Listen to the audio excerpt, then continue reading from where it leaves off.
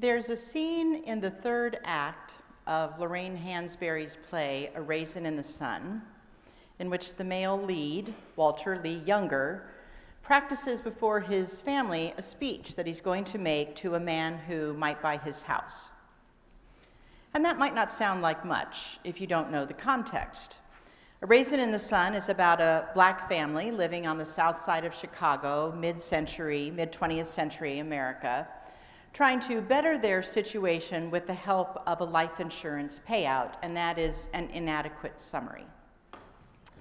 By the third act, the family is a bit in the need of a miracle, and in his practice speech, Walter Lee debases and humiliates himself in order to get what he and his family need from this white man who has all the power in this situation.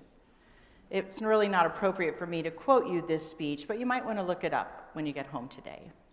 Our family saw a production of A Raisin in the Sun at the Oregon Shakespeare Festival in May, and I'm sure that I had read the play at some point in my life, but I didn't really remember it. But after this scene, after the actor playing Walter Lee made this speech, I felt sick to my stomach. To watch a human being, even a fictional one, play into all the prejudices that people had against him, begging for a certain kind of mercy, and to know the social context of that begging, it was horrible. Which is a bit what I feel like every time I hear this story about Jesus and the Canaanite woman. Now, I am not someone who thinks that we need to handle Jesus with kid gloves and set these stories high up on a pedestal. I think these stories are meant to be chewed on and questioned and wondered about. And this story really makes me wonder about Jesus. It is hard for me to think well or even positively of a man who calls a woman a dog.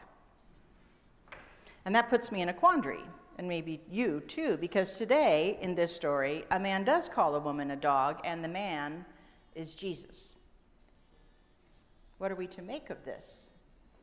This story confronts us with an aspect of Jesus we really usually don't see in the Gospels. Over the years, some people have saying that what Jesus said, Jesus only said good and true things. Therefore, if he called this woman and the people like her dogs, then that's what they were. Others have said that this is the very human Jesus, caught with his compassion down after a long day of teaching and caring and healing. This story does invite us to ponder who Jesus is and what his full humanity and divinity mean to us. Fully human and fully divine. Perhaps it would be helpful to think of the nature of Jesus like the color green. Green is made when you mix blue and yellow together, and if you look at something green, the paraments during ordinary time, or a blade of grass, or a slice of honeydew melon, you cannot distinguish the blue from the yellow, right? The two colors have blended into something new.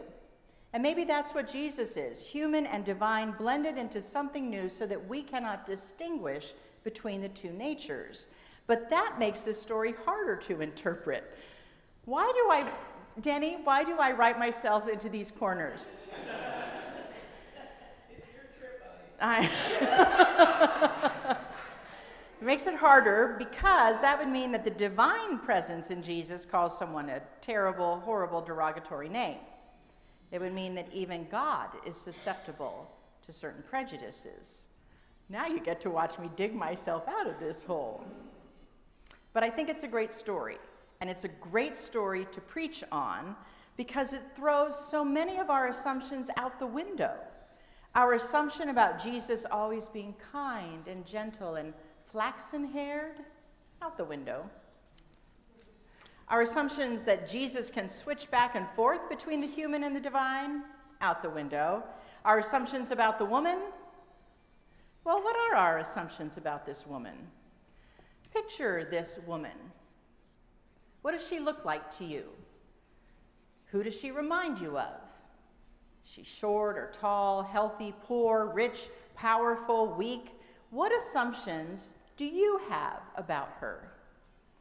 That she loves her daughter and would do anything to save her is a very safe assumption. That she is not too proud to beg. But what about the rest of it? In the 1970s, there was a really interesting book published called, translated into English from the Spanish, The Gospel of Solentiname, in which a priest went to an island in the middle of Lake Nicaragua and pastored to the fishermen and the farmers and sort of the peasant folk there. And the way that they would do Bible study is they would just sit around in a circle and talk about a Bible story. And there's a beautiful companion book of drawings that the people of Solentiname drew. So these are people without formal education, certainly without a Master of Divinity degree, and they're interacting in the Bible. And so I was a little taken aback when I was reading what they said about this story, because one of the farmers said, "Oh, this woman sounds like she's rich, the way she talks to Jesus." I thought that was interesting. And in fact, where this woman lived in this part of Israel, they took all the produce that was being grown in the Galilee region where Jesus was from, they took it from those farmers and kept it for themselves. They were basically robbing the bread basket. So right there, we have some tensions. And what's really interesting about this story is it shows up in Mark too, but Mark refers to the woman as Syro-Phoenician. Matthew calls her Canaanite, which according to one biblical scholar would be like calling a Danish person a Viking. It is an old name for an old enemy. But I was thinking about this woman being rich, which I had never heard pictured as being, kind of like an Oprah or a Mackenzie Scott. So picture this, Jesus, poor, itinerant, lacking formal education, preaching a message that is quite contrary to this establishment, and this woman who comes up and demands something from him. Each one represents the other, the stranger, the enemy. Jesus has gone to foreign territory, the territory of Gentiles, not the Jews, and he is worn out, and he is confronted by a powerful woman whose status in life is completely different from his own. And what she might represent, power and wealth and status, has oppressed what he represents, powerlessness, poverty, nobodiness. So maybe we can understand why he calls her a dog. But still, he calls her a dog. We all have our moments, especially when we are worn out or have had a terrible, horrible week, or when someone we don't know starts yelling at us. We have our moments with people who aren't like us because we have prejudices as a result of how we were raised or as a result of what we read. When Greg and I first moved to Portland, beautiful, unchurched Portland, we always hoped that we would have at least 3 conversations with other parents on the playground before they found out that we were Presbyterian ministers. Prejudice runs in all sorts of directions. And I imagine every one of us in this sanctuary has been judged by ugly prejudice because we're a woman or a man or gay or lesbian, because we're a Democrat or a Republican, because we're rich or because we're poor, because we have a GED or because we have a PhD, because we're old, because we're young. I could go on. Biologically speaking, it's in our nature to notice those not like us, because back in the days when our ancestors lived in caves and wore animal skins, someone who wasn't like us might kill us. Prejudice is going to happen. But when prejudice is paired with power, that's when things get really bad. That's when racism happens. That's when sexism happens, homophobia, xenophobia. That's when people don't just argue with others not like them, but they call them terrible things and want to hurt them and maybe even kill them. I think about what happens when prejudice against people who weren't born in the US is paired with the power of an ICE agent loaded down with Kevlar vests and tasers and guns. But I think too about how few conversations I have with people on the other side of the proverbial aisle. I have an uncle I try to avoid like the plague, who's losing his hearing and his eyesight, and all he can do all day long is listen to Fox News on the radio. I have deep prejudices against him.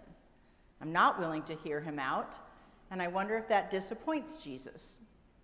But I suspect he might have bigger things to be concerned about, but maybe not. I do like to think that Jesus learned something about himself in this story. He first tries to dismiss the woman, and then he insults her, and then he argues with her, and then finally he heals her daughter and gives her a sort of blessing. I've always wondered why this story made it into the Bible, right? It's not the most flattering. Matthew and Mark tell it, and the story does say something about who Jesus is in his full humanity and, if not, divinity. But this story is also about what Jesus is going to do. And that's where it gets interesting. The gospel writer Matthew lived in and among a Christian community that was trying to figure out how one became a Christian. Matthew likely wrote from a Jewish community within a larger Greek metropolis, which was a blending of all sorts of cultures and traditions.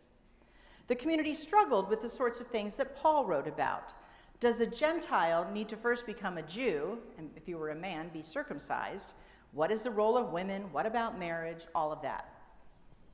This encounter between Jesus and the Gentile woman was one of the catalysts for the infant church to decide that it would expand its horizon, that anyone could join, that one did not need first to be from the Jewish tradition. It was a bold statement about identity. The other now belonged. But it took a while for the church to live out that vision. Luke wrote about it in Acts when Peter had a dream about eating food that was considered unclean, and when Philip was met by an Ethiopian eunuch. Paul wrote about it in his letters. It was a big struggle for those Jesus followers to figure out who could be a part of their faith community. Isn't it funny how quick we are to claim those who are like us and to be suspicious of those not like us? Responding with prejudice may be a natural first reaction, but it doesn't have to be the last one. Overcoming that takes intention. Sometimes we're confronted by the beauty of someone who is not like us, by their wisdom or their faith or their gumption.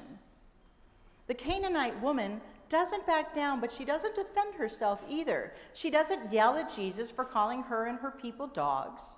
She cleverly uses his own words and reminds him that dogs are just as much of God's creation as are Gentiles, as are Jews. Jesus listens to her and sees that her faith, her Gentile faith, is profound. Is there a lesson in this for us? Did Jesus overcome his innate prejudice of this woman because of her faith, her persistence, her love for her daughter? Maybe. But maybe Jesus leaned into his faith and remembered those words from the prophet Isaiah.